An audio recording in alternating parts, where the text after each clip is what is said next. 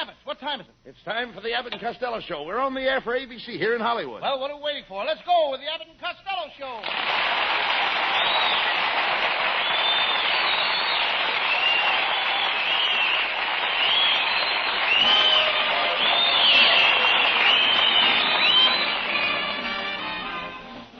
Yes, it's the Abbott and Costello Show, produced and transcribed in Hollywood for your listening and laughing pleasure, with chuckles with a carload and music by Matty Malnick. So hold on to your chairs, folks, for here they are, Bud Abbott and Lou Costello.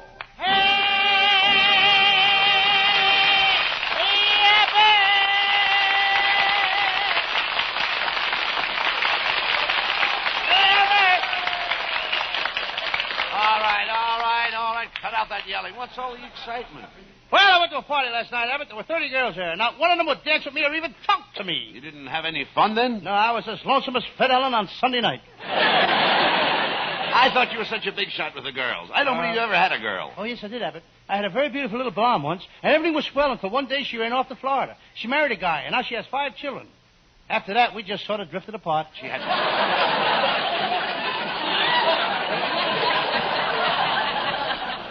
Why don't you speak to my wife, Lou? She knows lots of nice girls. No, your wife don't like me, Abbott. Well, No. if you hang around with her more, you'll find me. You'll eventually get under her skin. Well, I guess one more lump won't hurt her. How can you talk that way about my wife? Remember the first night you met her? Yes. The minute she walked in the room, I said, there's either an ugly woman or a good-looking man. Costello, do you know you're getting more stupid every day? Gee, thanks, Abbott. I'm glad to know I'm not stagnating. Oh, get it.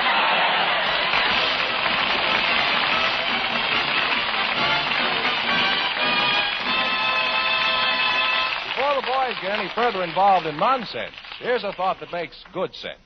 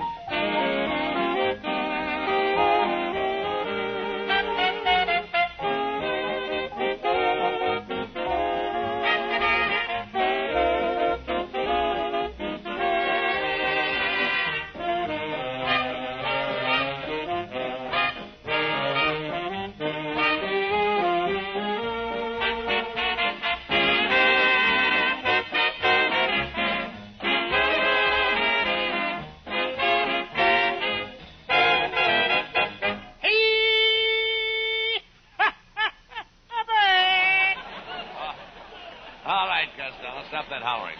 What's that thing you've got under your arm? That's my new Harry Truman rifle. The Harry Truman rifle? Yes, a .48 repeater.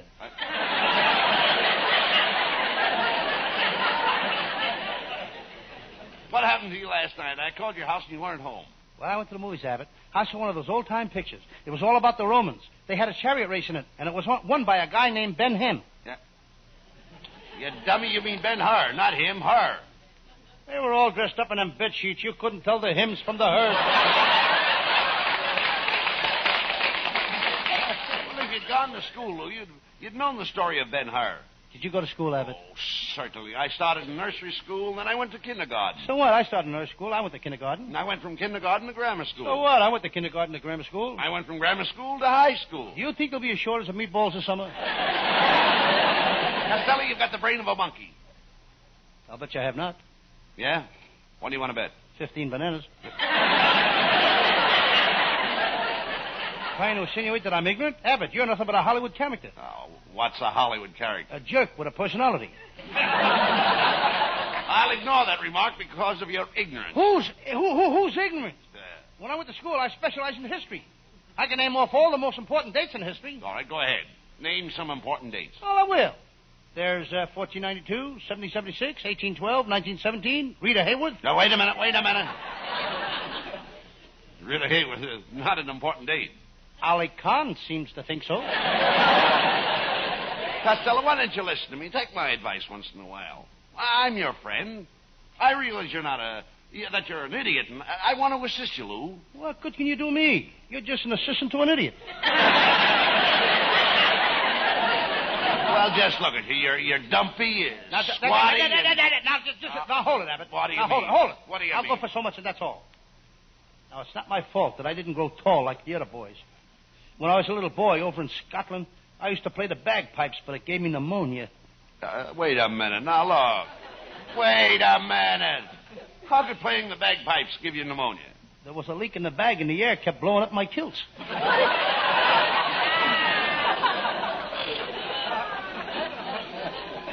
Instead of wearing a whisk broom in front of my kilts like the rest of the Scotsmen, I had to wear a hot water bottle. Well, you must have had a very poor childhood, Costello.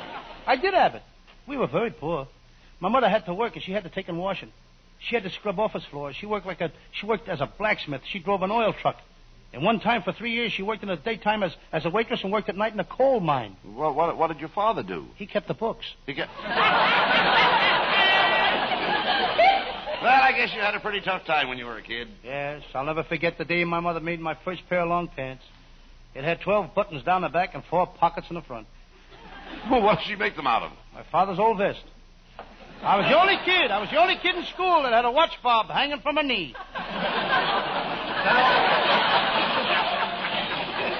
Were you very popular with the other kids in school, Lou? Oh, I was a pitcher on a baseball team. What a pitcher I was.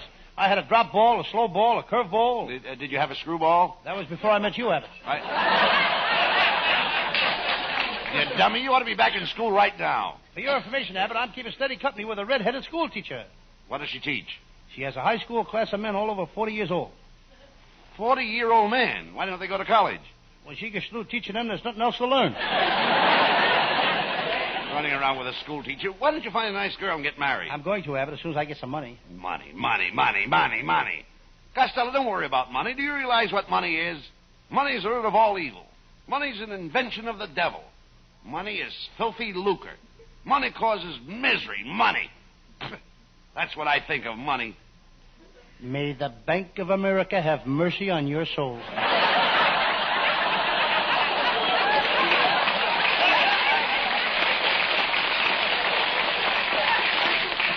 Costello, you don't need money. What you need is the love of a good woman. Find another girl like my wife, Betty. You mean there's another girl like your wife, Betty? Costello, I love my wife. My Betty's a real cookie. Your wife is a cookie? That's right. Abbott, you just set baking back 20 years. You'd be lucky to get a girl like my wife. My Betty is always straight from the shoulder. Who wants a girl that's straight from the shoulder? I like the girl that curves. Oh, Uncle Bud, something terrible just happened to me. And this is really his Uncle Bud, and this is the nephew. We don't kid about it. He's got to work. Abbott's nephew. Pay attention to what he says, folks. This may be his last performance. What is it, Norman? Nephew Norman. Why are you so excited? Uncle Bud, when I was coming through the pass in the mountains, a mountain lion jumped right in the car beside me. Yes, then what happened? The lion killed me!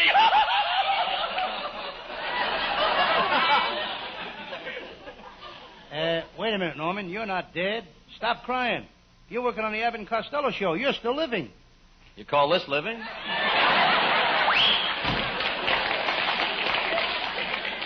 Really, though, sincerely, there goes a brilliant boy.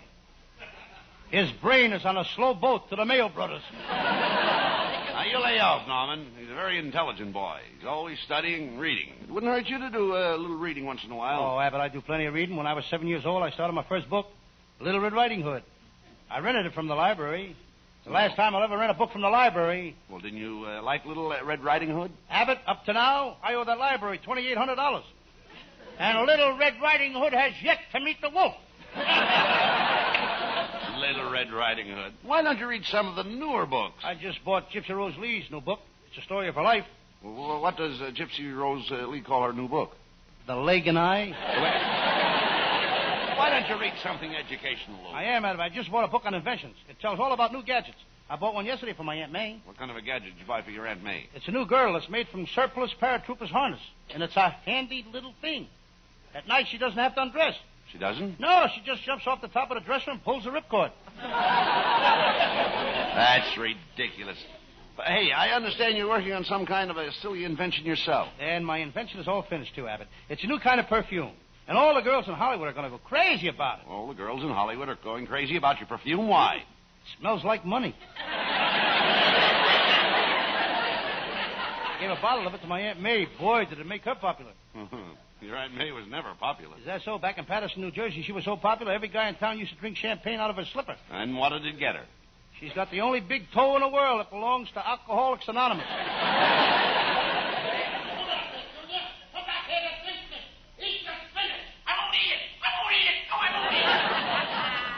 Mister, what's going on here? That's this darn kid of mine. He won't eat his spinach. Junior, you've got to eat your spinach. I ain't gonna do it. I don't like spinach.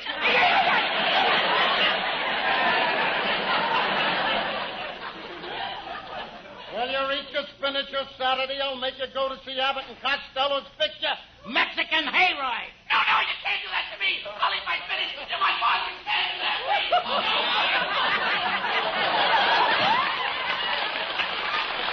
Abbott, I'd like to take that kid over to Santa Anita Saturday. What for?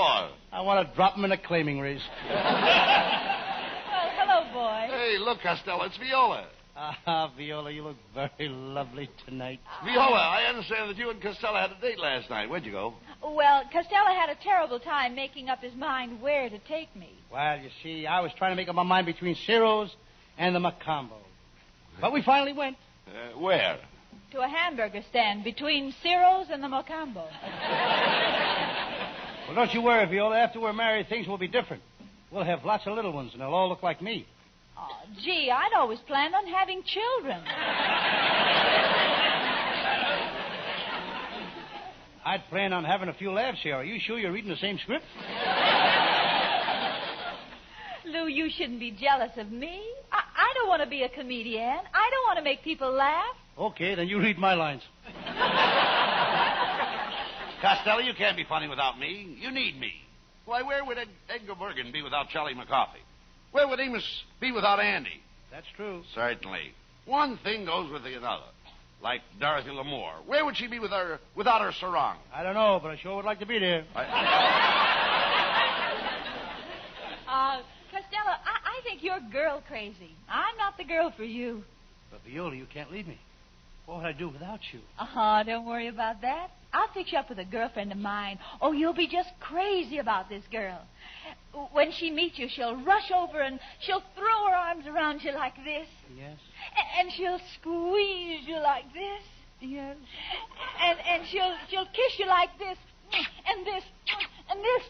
And this. There. Now, what do you think of that? When am I going to meet this girl?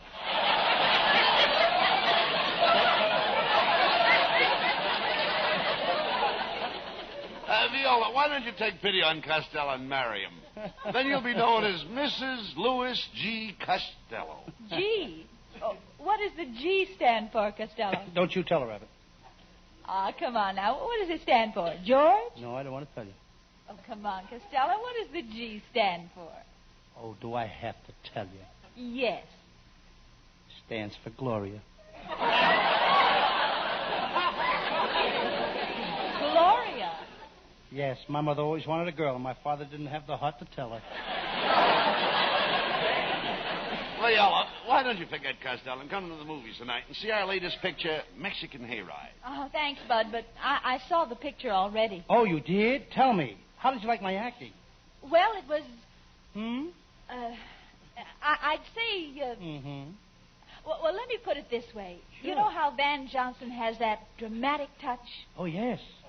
And how Clark Gable has that forceful personality? Yes. And how Gregory Peck gives that little artistic extra something? Yeah. But what about me? Costello, can you drive a taxi cab? Oh, now get this girl out of here, will you? Come on.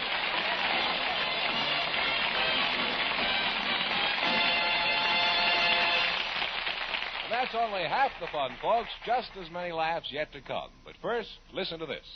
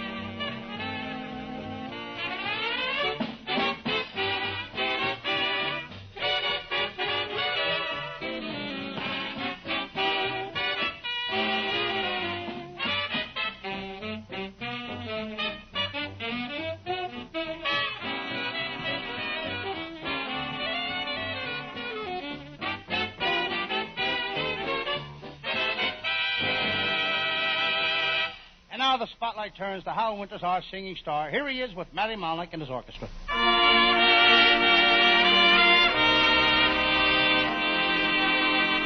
I caught you, sir, having a look at her as she went strolling by. Now, didn't your heart beat boom, boom, boom, boom, boom, and didn't you sigh a sigh? I warn you, sir, don't start to dream of her. Just bid such thoughts be gone, or it'll be boom, boom, boom, boom, boom, boom, boom, boom, boom, boom, boom. From then on, for once in love with Amy, always in love with Amy, ever and ever fascinated by her, sets your heart afire to stay. Once you're kissed by Amy, tear up your list, it's Amy. Ply her with bonbons, poetry and flowers, moon a million hours away. You might be quite the fickle-hearted rover, so carefree and bold, who loves a girl and later thinks it over and just quits cold. But once in love with Amy, always in love with Amy, ever and ever sweetly you romance her. Trouble is, the answer will be that Amy'd rather stay in love with me.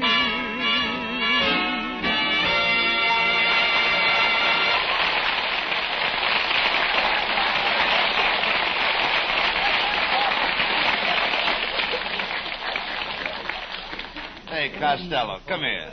How did you get your clothes so dirty? Just look at your coat. It's torn and your shirt is ripped and... That ain't my fault, Abbott. What? I was out on one of my Sam Shovel detective cases last night. I investigated a case of a robbery at the fraternity house in UCLA. But I miscalculated. Got into one of the girls' dormitories. How did you manage to do that? By careful miscalculation. Costello, instead of running around nights on those silly Sam Shovel cases, you should stay home. Oh, I do stay home a lot, Abbott. Every night last week I stayed home. I cleaned the house. I got a terrible servant problem. I find it very difficult to hold a maid. Now, what makes it so difficult for you to hold a maid? My mother keeps walking in the room. Never mind that. I understand you took your brother Pat to the movies last night. Oh, yes. But I ain't taking Pat to the movies no more. He acts very strange. The minute we got into the movie, Pat put his hat under the seat. Well, what's strange about that? What's the men put their hat under the seat? While their head is still in it. Oh, talk sense. Hey, wait a minute. Come here. What is that big manuscript you're carrying under your arm? Well, I didn't want to tell you, but it's a book that I wrote. A book you wrote? It's the first chapter. The hero is threatened by a mad doctor who tries to remove his head. In the second chapter, he meets a demented butcher who tries to put him in a meat grinder. Then it ends where 3 maniacs tie him to a tree and a squadron of wild woodpeckers peck holes in him. But nobody wants to publish it. Why not? I guess people are sick of them mushy love stories. What is your Sam Shovel detective story about tonight? Well, tonight I do one of my most famous cases. I call it the case of the photographer who was stuck up in a dark room, or he was caught with his prints down. Well, it sounds terrible, but let's do it.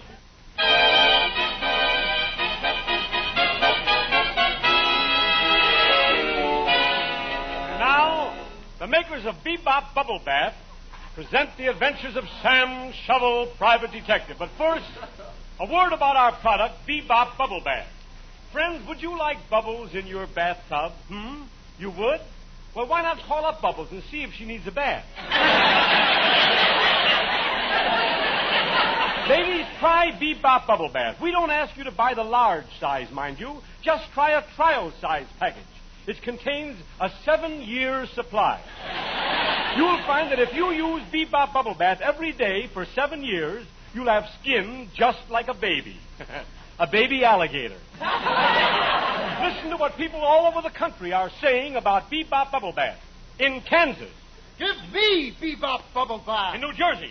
Give me Bebop Bubble Bath. In Oregon. Give me Bebop Bubble Bath. In Virginia. Give me liberty or give me death. That Patrick Henry never gives up. And now the makers of Bebop Bubble Bath bring you your favorite thriller mystery. Here he is, Sam Shovel, Private Detective.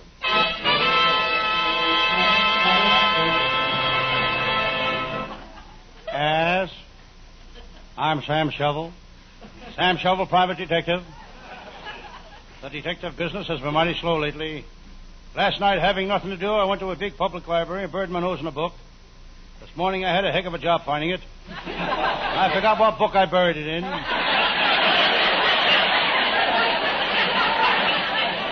Here comes my secretary now. Did you call me, Mr. Shovel? Don't be silly. Why should I call you Mr. Shovel? My name is Mr. Shovel. By the way, Miss Jones, did you find the file on that crook, Joe Kirk? What's his name? Who? Joe Kirk. Never heard of him. Miss Jones, you and I have got to work late in the office tonight. Are you prepared? Oh, yes. I brought my brass knuckles, my fencing mask, and a baseball bat. Clever girl. She's so stylish. She was voted one of the 10 best-dressed women in Azusa. That's not so remarkable when you consider there's only 9 other women in Azusa.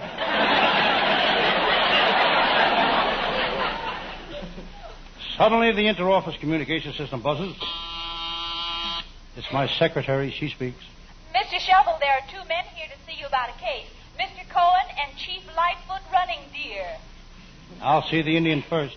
You can go in now, Mr. Cohen. The cops have certainly got their hands full these days. Full of 5s, 10s, 20s.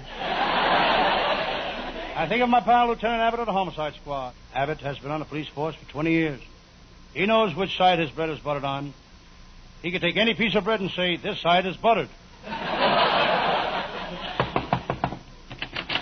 Sam, I'm on the trail of Zeke, the hillbilly moonshiner, burglar. Lieutenant Abbott, I'll be glad to help you. What do you want?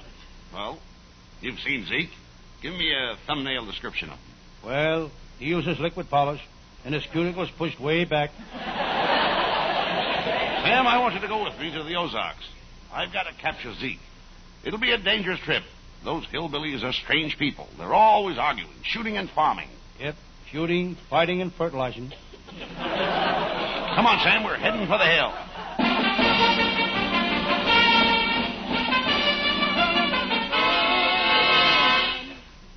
Lieutenant Abbott and I arrived in the hillbilly country. Sam, these hillbillies are strange people, but you'll have to admit they're solid citizens.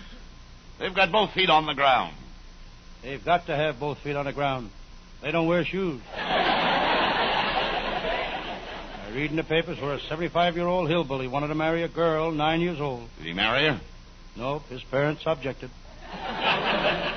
They didn't want him marrying a girl who'd been divorced 3 times. Wait a minute, Sam. Here comes a bunch of hillbillies. Let's ask them if they know where Zeke is. Howdy, strangers. I'm Jim Hartfield. These here are my sons. I'm Sam Shovel, the detective, and this is Lieutenant Abbott. Boys, say hello to the strangers. Lem? Clem? Bert? Sir? Bert went to military school.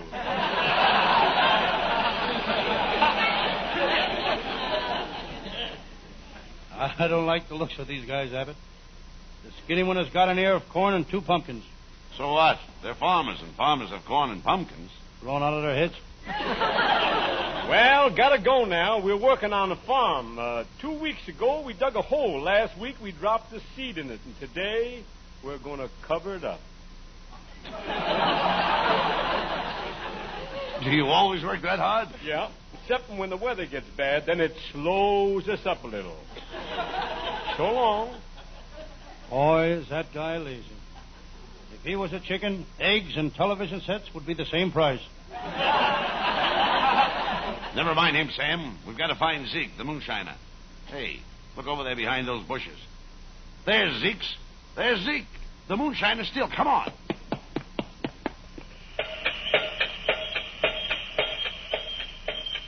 Hey, look. There's Zeke. He's making corn liquor. He's jumping up and down on the corn, crushing it. Hold on there, Zeke. We've got you covered. You're under arrest. Stop mashing that corn with your feet. What are you doing? I'm making some 90 proof corn liquor. And tomorrow I'm going to make some that's 100 proof. How do you do that? For that, I take off my shoes. Zeke, how do you make that corn liquor? Well, first I mash up the corn. Then I dump in a gallon of turpentine. Then a gallon of Clorox. And 2 quarts of juniper juice. Don't you put no alcohol in it? Why? Ruin the taste? Zeke, we're taking you to jail. Sam, grab some of that moonshine for evidence. And you better taste it to make sure we got the right stuff. Lieutenant Abbott, you know I never touch the stuff. So you're a brave detective, eh? Sam Shovel, eh? Go ahead, you coward. Taste it. That stuff will grow hair on your chest. He's only kidding, Sam. Go ahead and taste it. Okay.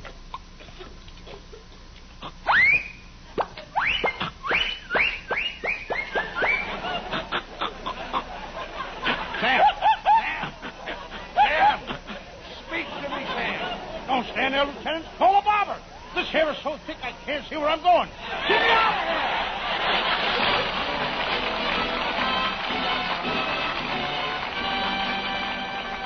Now, before Abbott and Costello have their final fling, we bring you one more thought on this subject.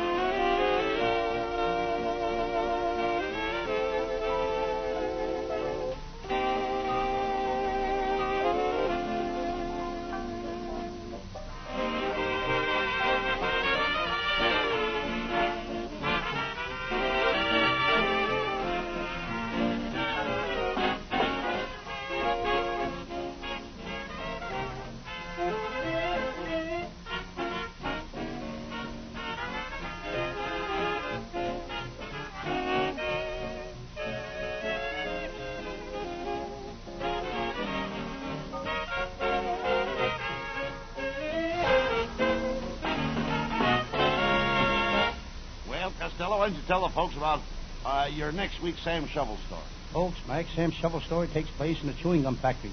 I call it the case of the beautiful blonde who fell into a vat of soft gum, or there's good chews tonight. Yes, and our writers are working on the case right now. Our writing staff is headed by Eddie Foreman with Paul Conlon, Pat Costello, Martin Raggaway, and Len Stern. And our producer is Charles Vander. Be sure to be with us next Thursday night. Good night, folks. Good night, everybody in Paterson. Good night, come on. Aunt May, Uncle Mike, Uncle Tom, Aunt Eva. Listen each Thursday night at this time for another great Abbott and Costello show, produced and transcribed in Hollywood. Be sure to stay tuned for the outstanding entertainment which follows throughout the evening on this ABC station.